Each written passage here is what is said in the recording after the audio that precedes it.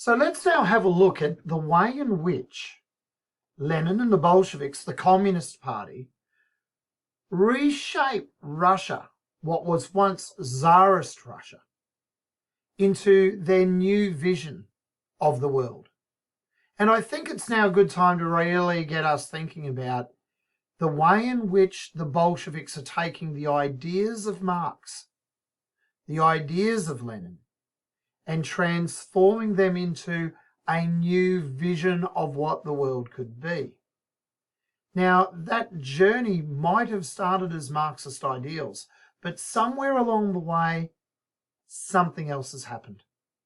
Somewhere along the way, we didn't end up with a workers' utopia. We ended up, in fact, with an authoritarian police state. And so that journey needs to be explored a little bit.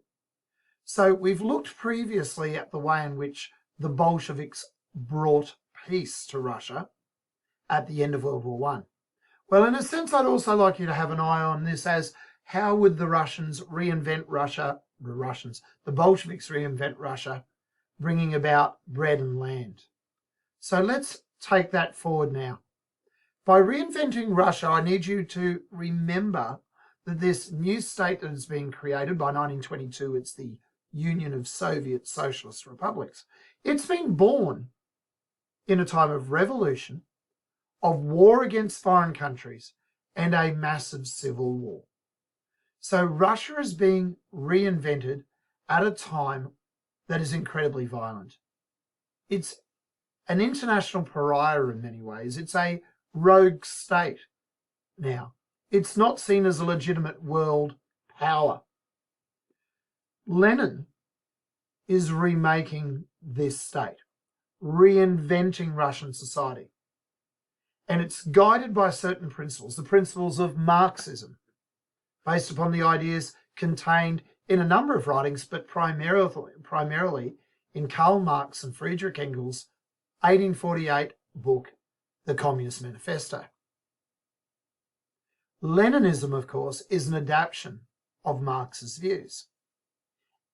He basically accelerates the concepts of Marx. He says you don't have to wait through these predetermined historical phases that Marx spoke about, that a cadre of committed revolutionaries can take a nation further forward into the dictatorship of the proletariat. So we've got a remaking of Russian society along Marxist-Leninist principles, and that took the shape on the ground of land reform, giving land to the peasants. The peasants had actually taken the land in 1917 off the aristocrats and church themselves anyway, in terms of nationalising all industries, including banks, railways, mines, factories, government takeover, nationalisation. The Soviets, as people's representatives, now run the nation's resources. And that links very tightly to this concept called war communism, a form of communism, a form of sharing, using Marx's word communism, in a time of conflict. We also have taken place between 1918 and 1922 the development of an authoritarian police state in which those revolutionary principles could exist without threat from counter-revolutionary forces. So on that last point, the authoritarianism, the building of a dictatorship, the building of a police state, took place through the use of the Cheka, the secret police, the not-so-secret police in a sense. They were readily recognisable in their black leather jackets, in a period known as the Red Terror. It's a time we're talking about of economic collapse. It's a time where about 25 million people died in the Great Famine, which was linked to drought, but it was also linked to these land reforms, these decrees that the Bolshevik government made, restructuring the way in which society's economy worked, who got rewarded for producing what goods and how those goods were distributed. This remaking of society took the form of destroying all of the existing traditions, all the existing ways of thinking, all the existing supposed inequalities of that Tsarist social pyramid. So important in there is the dissolution, the dissolving of the Russian Orthodox Church's power, the nationalisation of banks and industries using the concept of war communism, the restructuring of land ownership all across Russia, the handing over of large estates to the peasants, large buildings, large homes handed over to the Soviets for use as, homes for the poor, for the dispossessed. There's a restructuring and politicising of all the law courts. Tsarist judges are removed from power, often arrested by the Cheka, and the courts are turned into political organisations which impose law based upon the Bolsheviks' understandings of right and wrong. We see the dissolution of the Tsarist institutions of military, the army and navy and police, and there's a creation of a politicised military force, the Red Army, under the command of Trotsky. There's the development of a secret police force to ensure all of the revolution remains safe as these changes are taking place, to hunt down the enemies of the state, the enemies of the people, the enemies of the revolution, the counter-revolutionaries. And they're under the control of Dzhirinsky. There's an ambitious modernisation plan in which science and technology, new ideas, if you like, are prized, especially the expansion of electricity. In 1918, Lenin felt that electricity would be the new god of the peasants, that they would bow down and pray to the electric light because it brings so much goodness to their world. And we see an intrusion as Russia is reinvented by the Communist Party, by the Bolshevik Party, by Lenin. We see an intrusion into every level of government. We see an intrusion of Bolshevik ideas into all authority at all levels of society. We see an intrusion into the traditional values of society, a deliberate attack on the patriarchal nature of Russian society, and encouragement of proto-feminist ideas. A form of feminism is encouraged, and equality of the genders is encouraged amongst this whole reordering, reinventing of Russian society. We have challenges to family life. Divorce is made easier, new rules around marriage, new availability of abortion rights and so on for Russian women under the Bolsheviks. We see politicization of education, where education and propaganda blend. We see increased levels of literacy.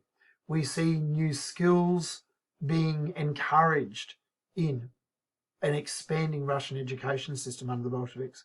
We see a politicization of the arts, where arts are set to serve society. So Russia is completely reinvented under the Bolsheviks at this very, very difficult time. There's a sense of the ideas which underpin traditional Russian society are being challenged everywhere they exist. We see also in this time the forming of a dictatorship of the proletariat.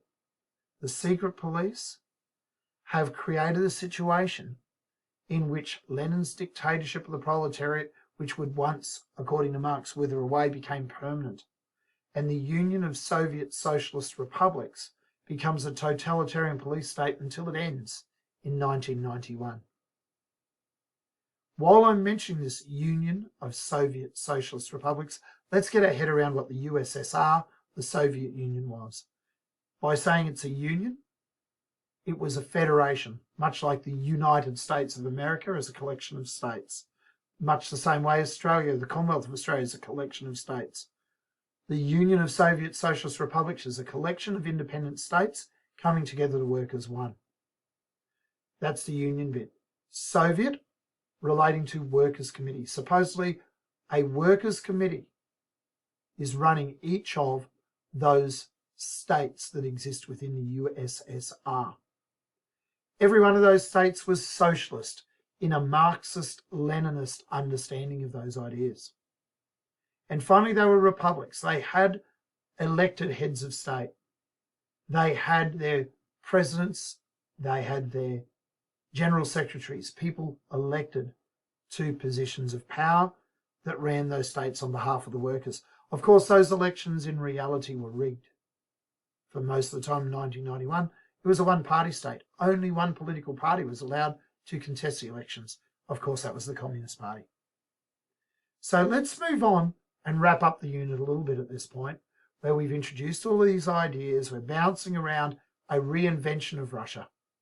Let's introduce the fellow that I've got in the corner here, now imposed in front of Lenin, a guy called Joseph Stalin. We won't dwell on him, but he becomes a recurring figure through the next couple of years of our course. Stalin becomes the great Soviet dictator. He creates in Russia, out of the dreams, if you like, of the early Bolsheviks, a form of complete totalitarian police state, a form of complete control that gets its own name called Stalinism. So we have Marxism, we have Leninism, and then we have Stalinism, a word that gives its name to the creation of a police state. Stalin and Lenin inspire others. And our key man that we need to be aware of existing here is Mao Zedong. Mao Zedong, the Chinese leader, is the focus of our studies in Year 12. Here he is standing alongside Stalin. Here again we have the image of Marx, Engels, Lenin, Stalin being linked with Mao Zedong in China, in Chinese propaganda. And so when we get to Year 12, we're going to connect up this sense of police state, this sense of totalitarianism, this sense of Marxism being perverted and twisted into something else again when we study Chinese history.